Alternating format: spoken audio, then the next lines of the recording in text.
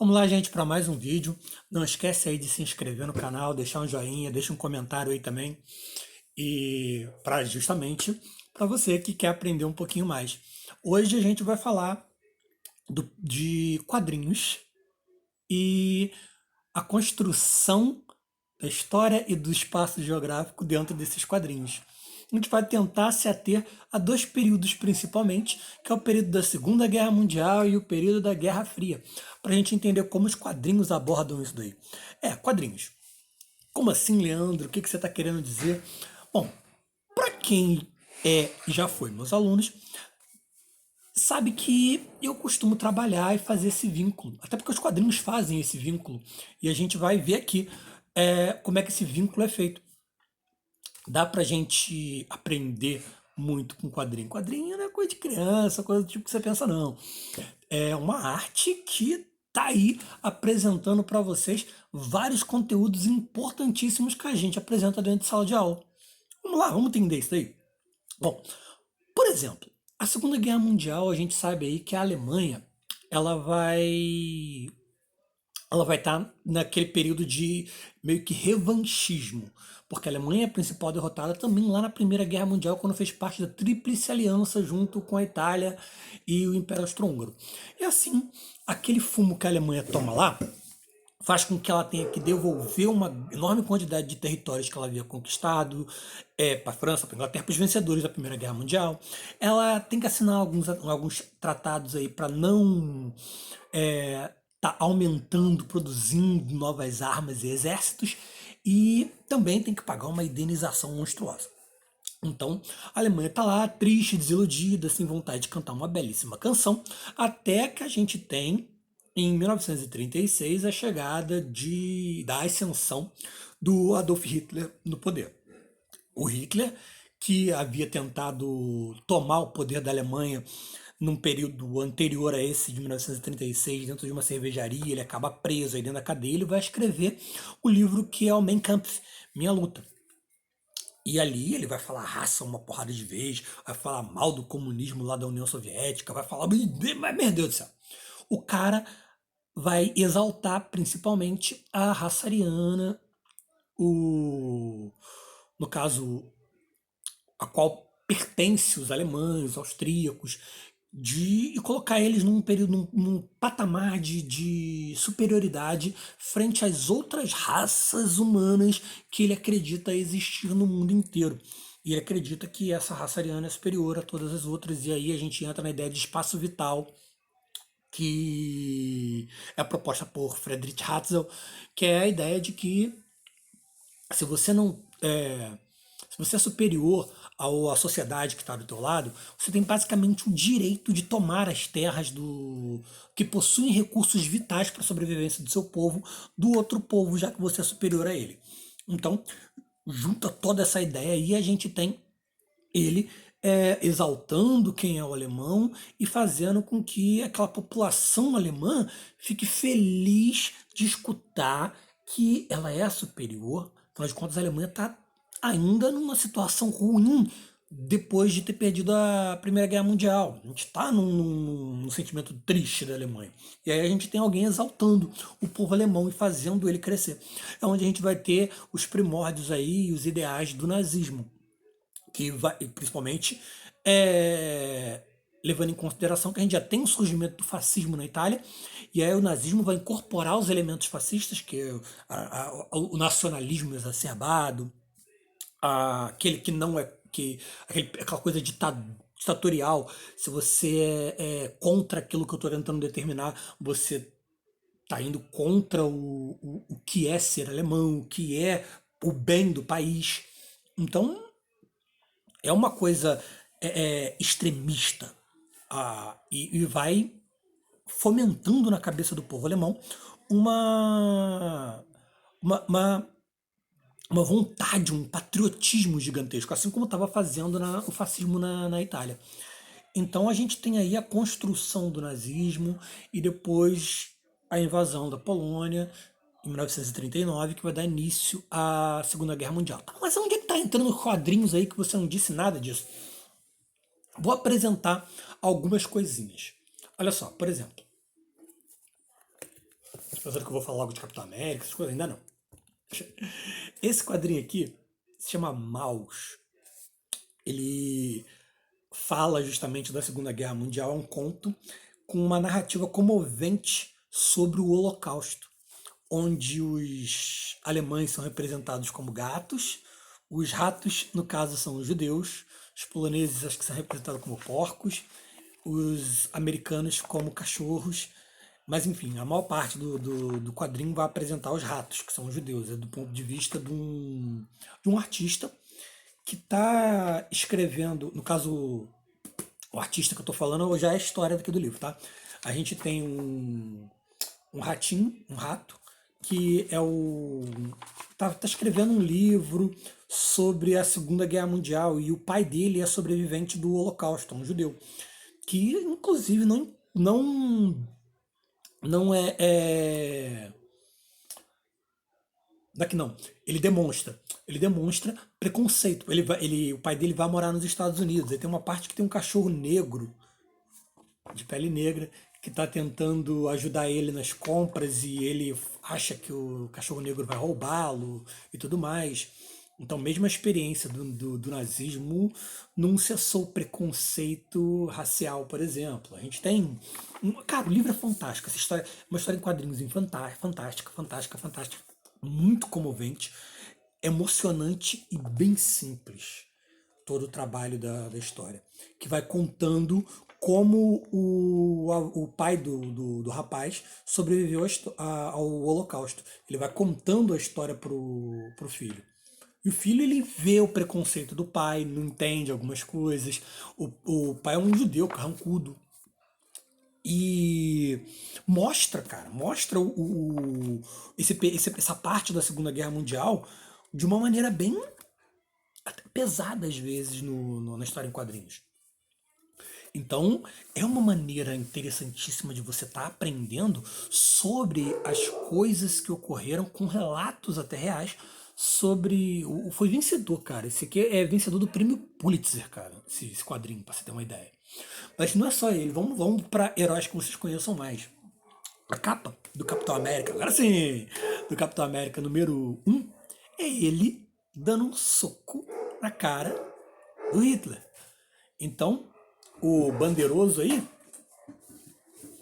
o Capitão América bandeiroso, então, basicamente, ele foi criado pela Timely Comics, ainda não era Marvel, se eu não me engano. Tô com o livrinho aqui da Marvel contando a história da editora e tal. Então, antes disso, era a Timely Comics. E ela embarcou numa coisa que o governo fez, que era para poder. Os Estados Unidos só vão entrar na guerra em 1941, tá?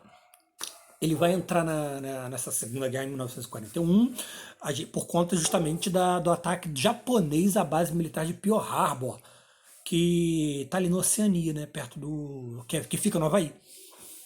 Então os Estados Unidos ele entra na guerra. Lógico, os Estados Unidos já estava contrário a muita coisa ali, aí vai se aliar à Inglaterra, que estava basicamente sozinha ali contra a força do eixo, Roma, Tóquio e Berlim, que é as devidas capitais daqueles que formavam os principais países do eixo, que é a Alemanha, Japão e a Itália, do Benito Mussolini. Então a Inglaterra vai finalmente receber o auxílio dos Estados Unidos. E do outro lado ali, a leste, a gente tem a União Soviética chegando, tá? Porque a União Soviética é que vai limpar mesmo da porrada no nazismo pra caramba. Mas lógico, antes disso a gente teve o acordo, o pacto de não agressão do Hitler com... Vamos por partes aí, porque a gente vai fazer um outro vídeo falando diretamente da Segunda Guerra Mundial. Aqui pra gente falar dos quadrinhos. Cara, os quadrinhos eles apresentam muita coisa. Durante essa época aí, a editora, ela entra numa situação em que quem tivesse fazendo propaganda que estimulasse a população a apoiar os Estados Unidos na guerra contra o eixo, ganhava isenções fiscais, não pagava uma série de impostos. Então o Capitão América é criado aí nesse boom aí de propaganda pró-Estados Unidos na guerra. E a gente tem também a imagem do tio Sam, né? Que é de uma fábrica de alimentos.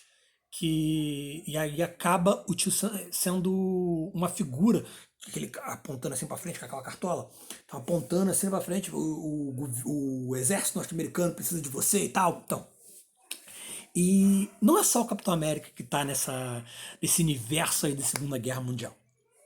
A gente tem, por exemplo, aqui ó, Magneto, os X-Men. Cara, X-Men é uma mitologia dentro dos quadrinhos fantásticas que pega pra representar as minorias. É um tipo, você troca mutante por negros, por homossexuais, por mulheres, por tudo aquilo que tá sofrendo algum tipo, algum grau de preconceito e joga ali, troca mutante por qualquer uma desses grupos e você vai entender o que é X-Men. Mas X-Men vai além disso. Tipo, o Magneto ele, durante a Segunda Guerra Mundial, era uma criança. Ele é um sobrevivente de Wall Street. Aqui, ó. Magneto. Peguei isso aqui porque conta um pouquinho desse histórico do Magneto. Ele é criado, ele sofreu todo o jovem Magneto é um sobrevivente do campo de concentração nazista, onde sua família morreu durante a Segunda Guerra Mundial. Apesar da sua idade avançada, ele não parece um velho caquético. Muito pelo contrário, Magneto possui uma aparência invejável, tudo graças a um plano que deu errado, que ele voltou a ser criança, tá, blá, que é a história do Magneto em si. Mas a história dele flerta justamente com a Segunda Guerra Mundial, que vai fazer com que os alicerces da visão dele em relação ao que ele quer para os mutantes tenha um trauma da Segunda Guerra. Ele acredita, né, fervorosamente que a humanidade temia aqueles que possuem habilidade. Essa é a meta dos X-Men. E aí ele vai ser mais agressivo. A ideia tirada aí do Magneto também entra que ele é aquele extremista mais radical, a pessoa mais radical em relação. Pega, como eu falei, troca mutantes por algum tipo de minoria. Você pega o Magneto e coloca na imagem do Malcolm X, por exemplo, que é aquele líder dos movimentos civis dos negros nos Estados Unidos, que era mais agressivo, era aquele olho por olho, dente por dente, cabeça por cabeça, vida por vida. Se o branco lá matou o negro, a gente vai matar um branco. A gente vai se defender. A gente vai se defender de maneira agressiva. E o professor Xavier, ele é o contrário, ele é mais Martin Luther King, de coexistência pacífica entre os humanos e mutantes. Então, Martin Luther King tem aquele famoso discurso I Have a Dream, que fala sobre ele imaginar um futuro onde as pessoas das mais diferentes religiões, não importa a cor da pele, estarão de mãos dadas para a construção de um mundo melhor. Mas enfim, a gente tem o Magneto sendo justamente um sobrevivente. Algumas histórias, por exemplo, se você viu aí X-Men Evolution que passava no SBT, tem que o Wolverine salva o Magneto criança. Porque o Wolverine, ele também participou da Segunda Guerra Mundial. O Wolverine de 1800 cacetada. Ele participou da Segunda Guerra Mundial, ainda sem adamantium, sem nada, mas com fator de cura. Então, ele também lutou ao lado, inclusive, do Capitão América e também do Nick Fury. Que não é o Nick Fury que vocês acompanham normalmente nos filmes, que é baseado, que é negro, né? Aqui o Nick Fury, o primeiro Nick Fury é branco. Hoje, se você pegar um quadrinho, você vai ver o Nick Fury Jr., que é retirado justamente por conta do Nick Fury negro dos quadrinhos, que foi criado no filme como negro justamente por conta de um universo paralelo, que é o universo Ultimate, onde o Nick Fury é baseado no Samuel Jackson, né? À frente dele. Então é excelente ter colocado ele justamente nos filmes. Mas no universo padrão da Marvel, o Nick Fury é branco. E agora a gente tem o Nick Fury Jr., que também é negro e que é filho desse Nick Fury aqui. Que também lutou lá durante a Segunda Guerra Mundial ao lado do Wolverine e do Capitão América também. E dentro da história do Capitão América, a gente tem o parceiro dele, o Buck, que acaba afundando e sendo no mar lá, encontrado sem braço pelos soviéticos, onde vai dar um pano de fundo aí para os quadrinhos estarem falando também da Guerra Fria. Então, se a gente tem. Inclusive, muitos dos quadrinhos foram criados justamente por conta da Guerra Fria, sabia? Exatamente. Vou te dar alguns exemplos aqui. Na Guerra Fria, uma das características que a gente tem dela é a corrida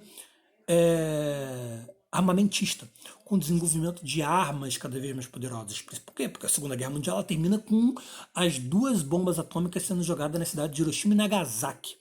Então, a gente tem a ideia do mundo nuclear, de uma situação. Então, a gente tem, por exemplo, a aranha nuclear, a aranha radioativa, né, que vai picar o Homem-Aranha.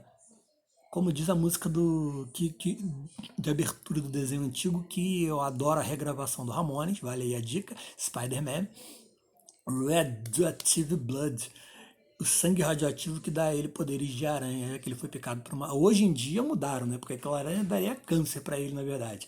Mas aí mudaram para alterada biologicamente. Eles têm os retcons que vão mudando a história da.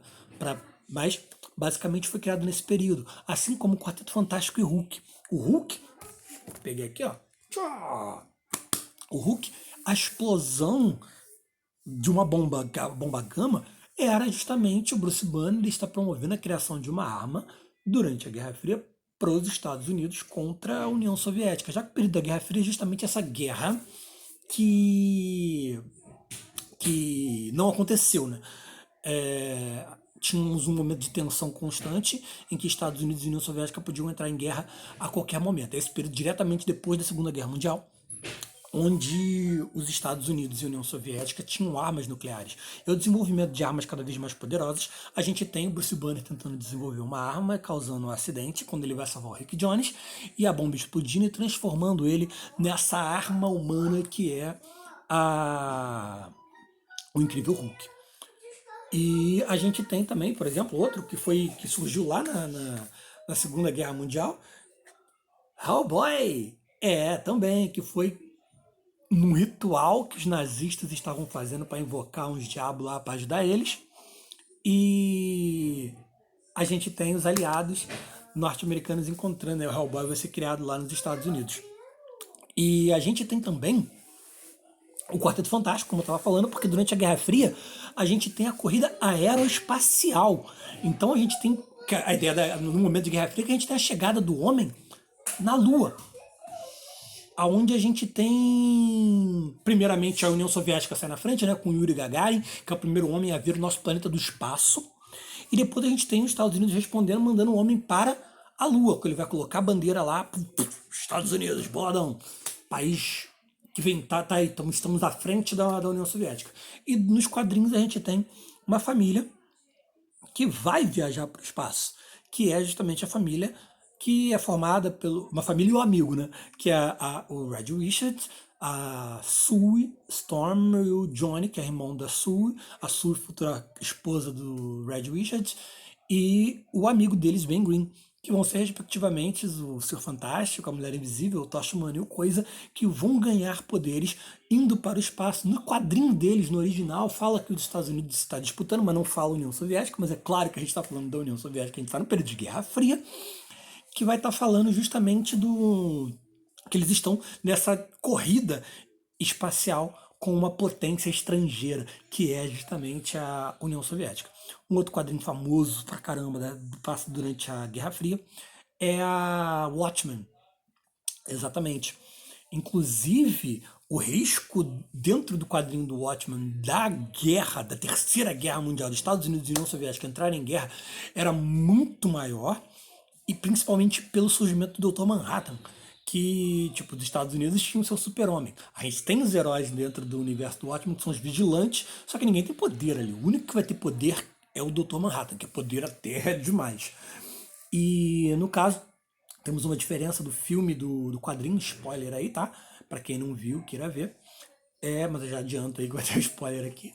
Então é o seguinte, o Ozymandias, para poder acabar com essa disputa entre Estados Unidos e guerra, ele pensa em que Estados Unidos e, guerra, e União Soviética, para ter paz, eles precisam ter um inimigo em comum. Então ele arma um ataque que destrói cidades importantíssimas ao redor do mundo, como por exemplo Nova York. E esse ataque é proveniente de uma. Ele coloca um corpo alienígena nos prédios, é proveniente de um grupo alienígena que possivelmente pode invadir o nosso planeta. E aí, Estados Unidos, União Soviética e os outros países do mundo vão se unir para serem um agrupamento que vai proteger o planeta de novos ataques. Então, é um entendimento das potências de que eles têm que ser amigos ao invés de rivais. E a gente tem no filme, sendo diferente, o Ozymandias ele promovendo esse ataque com a assinatura do Dr. Manhattan. Então as potências elas vão se unir contra um possível ataque do Dr. Manhattan e pondo fim à Guerra Fria. que no caso dos quadrinhos, a gente falou do Bucky, do amigo do Capitão América, que é encontrado pelos soviéticos, ele vai ser um espião e ele vai ser a criação do soldado invernal, que ele vai ser um soldado que vai estar trabalhando para a União Soviética. A gente tem aí, durante esse período de Guerra Fria, outros personagens soviéticos entrando no universo. Como, por exemplo, a Viúva Negra, que foi treinada, inclusive, em alguns momentos pelo próprio Soldado Invernal, que ele é congelado e fica uns tempos em tempos, por isso que ele não envelheceu igual o Capitão América, igual ele não envelhece. E o Capitão América foi congelado e ele ficava em estado de êxtase em alguns tempos e só era libertado para algumas missões que tinham feito lavagem cerebral na cabeça dele, para ele atuar dessa maneira. E a gente tem outros heróis provenientes da antiga União Soviética, como Colossus dos X-Men. Aliás, a segunda equipe dos X-Men, porque a primeira só era formada pelos jovens norte-americanos, o Ciclope, o Anjo, o Fera, Jean, o Homem de Gelo, e a segunda equipe que vai reformular os X-Men vai vir pessoas de diversos lugares do mundo, inclusive o soviético aí, Piotr Rasputin, que é o Colossus. A gente também tem alguns momentos interessantes que a gente tem o Capitão América, por exemplo, levando uma surra do avô do T'Challa, do Pantera Negra, quando os Estados Unidos vai fazer uma missão no continente africano e eles acabam chegando à fictícia Wakanda e ele encontra o avô do... Avô? É o avô ou o pai? Não sei se é o T'Chaka, não.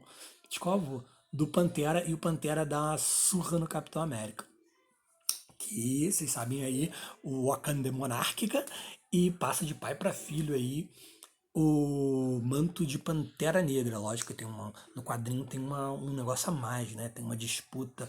No filme também. Só que, que qualquer um no filme pode. Ou no quadrinho, qualquer um pode tentar a sorte contra aquele que vai ser o Pantera Negra. De tempos em tempos a gente tem o duelo para saber quem vai ser o novo Pantera Negra. Nos quadrinhos, o tio do T'Challa, ele assume o manto de Pantera Negra quando o T'Chaka, o pai dele, morre. Não é diretamente igual no filme que vai de pai para filho. Aí quando o T'Challa atinge a idade para poder desafiar o tio, assim é feito, e ele vira o novo Pantera Negra. E no caso, a gente tem história do Pantera Negra junto com o Capitão América lá durante o período da Segunda Guerra Mundial também. E sempre que a gente tem uma história assim, fala de alguma situação principal desse momento histórico. E é bom a gente reparar, às vezes, o distanciamento do fictício da realidade. Porque, logicamente, a gente vai ter bastante das coisas fictícias, mas aí os quadrinhos eles tentam seguir os momentos históricos reais, o que faz com que você assimile cultura. E quando você tem as dúvidas, você fica naquela curiosidade e vai lá buscar informação. No Watchmen, a Guerra Fria não acaba igual acaba na realidade. Mas a gente tem aí uma noção fantástica da rivalidade de Estados Unidos e União Soviética e uma visão que nos faz perceber que às vezes a disputa pela ideologia ela a gente tem coisas maiores para se preocupar, talvez. A gente tem pessoas passando fome. Cara, a DC Comics lançou recentemente o, a animação Superman entre a Foice e o Martelo. Que eu tenho minhas ressalvas porque ela muda muita coisa dos quadrinhos e não adapta as 5 páginas finais, que é justamente mostrar que nem capitalismo nem socialismo, mas o que o Lex Luthor ele acaba fazendo com que o mundo ele misture elementos do socialismo, porque o Lex Luthor reconhece que tem elementos socialistas que vão fazer com que a humanidade cresça e evolua, e os elementos capitalistas e socialistas são misturados, que não tem uma ideologia certa entre capitalismo e socialismo. No filme, ficou muito, na animação que eles fizeram, ficou muito. é, tem tipo uma propaganda política a favor do capitalismo. A ideia, a história, mas tem crítica também, tá? Não é só isso, não é só também esse peso todo em relação a. Acho que a Mulher Maravilha, na animação, ela se mostra a coerência entre essa disputa da União Soviética com os Estados Unidos, que não deveria estar acontecendo, que na verdade eles poderiam estar se juntando para tentar pensar em como acabar com os males da sociedade e ver que tanto no capitalismo quanto no socialismo tem coisas boas e reconhecer as coisas ruins que existem dentro de cada um dos seus sistemas políticos. A animação Entre a Foice e o Martelo conta a história de o que aconteceria se o super-homem, na verdade a criança, né, o Kal-El, pequenininho, não tivesse caído lá em Smallville, em Pequenópolis, e fosse criado pela Marta e pelo Jonathan Kent, mas sim ter caído na União Soviética, e ter sido criado por soviéticos e mais tarde substituído Stalin, que também tem uma diferença muito grande no quadrinho para a animação. Dando spoiler, desculpa, mas na animação o Super-Homem chega a matar o Stalin e no quadrinho ele segue Stalin, que morre como ele tinha que morrer, com os problemas de saúde. E o Super-Homem, nos dois, assume o controle da União Soviética. E aí a gente tem a apresentação da disputa entre socialismo e capitalismo em segundo plano, onde a gente tem um Batman soviético, que é contrário dentro dos quadrinhos a falta de liberdade que o Super-Homem impõe para a população, e na animação já é mais voltada à história do Batman mesmo, que o, o Bruce Wayne tem os pais mortos nos gulags da União Soviética, antigos, que eram feitos para prender aqueles que tinham atitudes antissoviéticas, para trabalhar forçadamente e voltar socialista, querendo fazer parte do partido, mas geralmente não voltava, né? Morria. E aí o Batman, Bruce Wayne, né? Ele, ou ali na animação não tem esse nome, mas ele se torna o Batman para lutar contra o Super-Homem nesse sentido aí. O que na animação perde um pouco da essência que foi transmitida dentro do quadrinho, porque no caso do quadrinho, mostra ali que o Super-Homem ele era uma das razões do Stalin ser paranoico, inclusive na vida real, que tinha pessoas contrárias a ele dentro do próprio partido. E ali o Super-Homem percebe que tem inimigos dentro de casa. Tem pessoas contrárias a ele que estavam passando informações pro Batman. E é fantástica a animação, recomendo para ver, apesar de não ter os mesmos elementos do quadrinho, perder muita coisa da essência do que seria o que o quadrinho queria transmitir. Mas prova aí que os elementos fictícios dos quadrinhos estão em constante. Aliás, os quadrinhos e desenhos animados, principalmente no período de Guerra Fria, foram muito utilizados para fazer propaganda pró-capitalista. E chega muito na gente essas propagandas, justamente pela nossa proximidade maior com os Estados Unidos do que com a União Soviética, certo? Os quadrinhos até hoje eles continuam apresentando os elementos políticos da realidade. A gente tem, por exemplo, a Guerra ao Terror, quadrinhos que apresentam a queda das Torres Gêmeas, os quadrinhos abordando diversos dos temas políticos que nos fazem e nos auxiliam no estudo. Aí às vezes a gente pensa aquele pano de fundo todo que o quadrinho quer apresentar e a temática é algum fundo histórico que nos apresenta as transformações geográficas que aconteceram aqui na vida real. Então, fica aí a dica do Maus, Hellboy, Watchmen, Superman, Entre a Foice e o Martelo, para você dar uma olhadinha e ver aí a fundo todas essas nuances que a gente comentou aqui no vídeo, que já está chegando a meia hora. Beijo, não se inscreve aí, não se esqueça de se inscrever no canal. Valeu!